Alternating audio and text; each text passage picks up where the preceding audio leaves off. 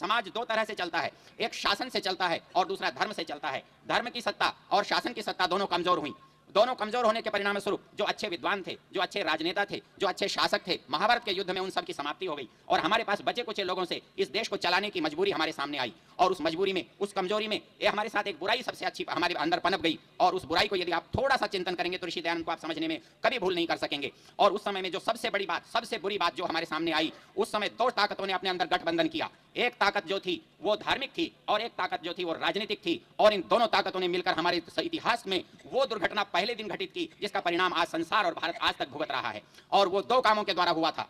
और वो दो कामों में पहला काम यह हुआ था कि स्त्री शूद्रौ नाधीयताम का नारा उस दिन लगाया गया था और उसके परिणाम स्वरूप आज तक हमने शिक्षा से महिलाओं को, शूद्रों को और शूद्राति शूद्रों को समाज में वंचित किया था।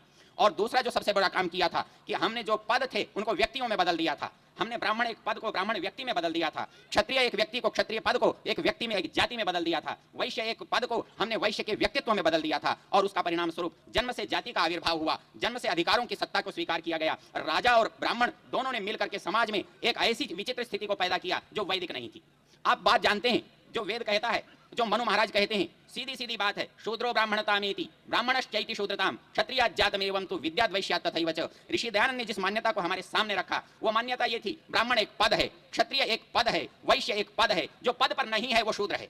वैसे ही समाज में ब्राह्मण होना, वैसे ही समाज में क्षत्रिय होना, वैसे ही समाज में वैश्य होना, ये पद हैं और ये जिम्मेदारी को निभाने के लिए बनाए गए हैं। ये अधिकार नहीं है, ये जन्मगत नहीं है, ये व्यक्तिगत नहीं है। ये बात वेद की थी और इस वेद की बात को सबसे पहले जब अंकुश लगाया गया, क्यों कि उस सत्ता को अपने अंदर केंद्रित करने के लिए, अपने अंदर बांधने के लिए, उसका परिणाम यह हुआ कि जन्म से जाति का आविष्कार हुआ और वेद पढ़ने के अधिकार से समाज वंचित हुआ। वो दिन हमारे भारत का, इस संसार का सबसे बड़ा दुर्भाग्यशाली दिन था और उस दिन को किसी ने दूर किया है, उस दिन को किसी ने समझा है, उसका किसी ने प्रतिकार किया है तो केवल इस संसार में ऋषि दयानंद के लिए ऐसे व्यक्ति हैं जिन्होंने इस बात को समझा और इसको दूर करने का प्रयास किया है।